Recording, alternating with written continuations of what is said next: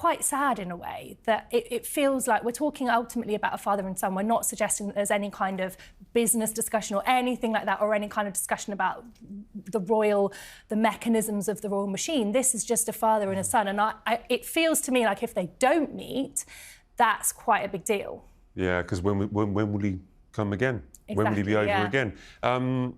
We do know that earlier this year in his interview, Harry said that he would be open to a reconciliation.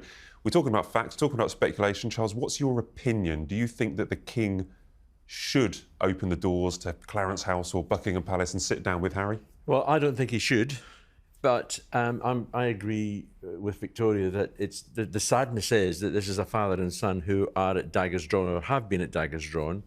I can't see any way forward for either of them because of, well, there's a number of issues. There's the trust issue. I mean, are you going to have Harry in a room and talk to him about a variety of things, and then watch the news bulletins from America where it's all been revealed?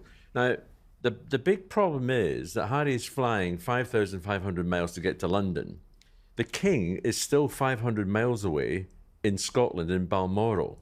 Now, I know that he's doing various things and coming down and then flying back, but he's going to be in Balmoral to the end of the summit. Now, it's unlikely you would expect the King to fly down again just to sit and have a cup of tea with Harry. It is possible that Harry could go up to Balmoral. I mean, we just don't know. And obviously in this game, you should never say never about anything, because we never know what's going to happen. But, you know, at the end of the day, there's a number of other factors as well. You've got the William factor. And from everything that everybody tells us, William's not interested in any reconciliation. You've got the Meghan factor. I'm still of the belief, and I haven't changed my opinion on it, that this woman will never set foot back in this country again. Now, if she doesn't set foot back in this country in the short term, then Archie and Lilibet is not going to come back. And that's another drama that the King will not be seeing his American grandchildren. So unless you can coax Meghan back into, you can't just have Harry reconciling with the royal family. You've got to have Meghan and Harry reconciling. And given that everything that they've said in Spare, Oprah Winfrey, any other programs that they've been on, I can't see it happening. Do you think? Bravo, Charles Rae, bravo. Once again, the esteemed oracle of whatever publication was fortunate enough to inherit that particular hot take has graced us with a stunningly simplistic, almost medieval analysis of the royal family. The King shouldn't meet with Harry, he declares, because William would never forgive it. My goodness. It's so refreshing to hear a perspective that reduces the complexities of a fractured family, a global institution, and decades of personal trauma to the emotional calculus of a primary school playground. William won't share his toys, so Daddy can't play with the other son. Truly groundbreaking stuff. One must stand in awe of such profound insight. It's as if Mr. Rae has been privy to the King's private diaries, the Prince of Wales's therapy sessions, and the very cosmic ledger of royal forgiveness itself. He speaks not as a commentator, but as a soothsayer, a mystic who has divined the one immutable truth, that the sun rises and sets on William's approval, that the monarch, the head of the Church of England, the sovereign of 14 independent nations, is ultimately just a hostage to his eldest son's temper. But let's for just a moment wipe away the condescending gloss of this tired narrative. Let's actually talk about Prince Harry. Not the tabloid caricature, not the spare, not the petulant traitor they love to paint him as. Let's talk about the man who served his country with distinction, not in parades and photo ops, but in a helicopter in active war zones. Let's talk about the man who, with his wife, faced a torrent of racist and vitriolic abuse so severe it would break most people, and instead of silently enduring it as duty, he said, "No more." He chose his wife's mental health, his children's safety, and his own sanity over a gilded cage of tradition and toxicity.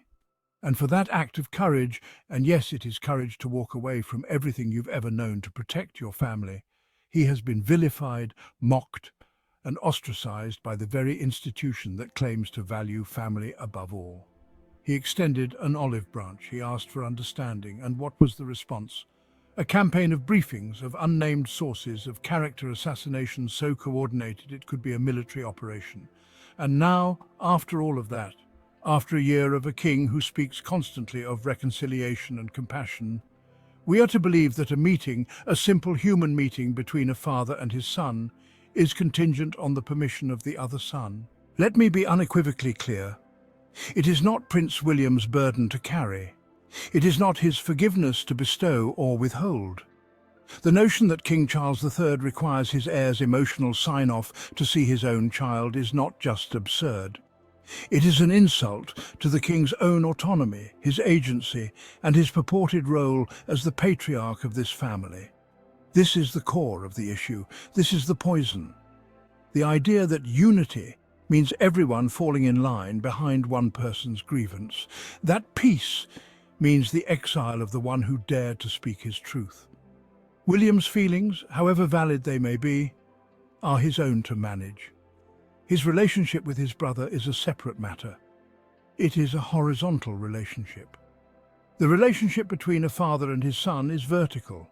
It is sacred. It is fundamental. And it exists entirely independent of any sibling rivalry.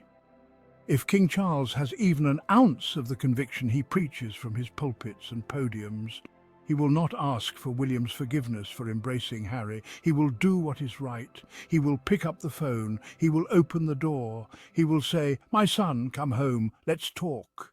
He will do his part. And what happens after that? What William feels, what the courtiers whisper, what the Charles Raes of the world opine. That is not the king's problem. That is the noise. The duty of a father, let alone a king who styles himself as a unifying figure, is to lead, to model compassion, to show that even in the most bitter of disputes, the door to reconciliation is never truly locked unless you choose to throw away the key yourself. William will forgive it or he won't.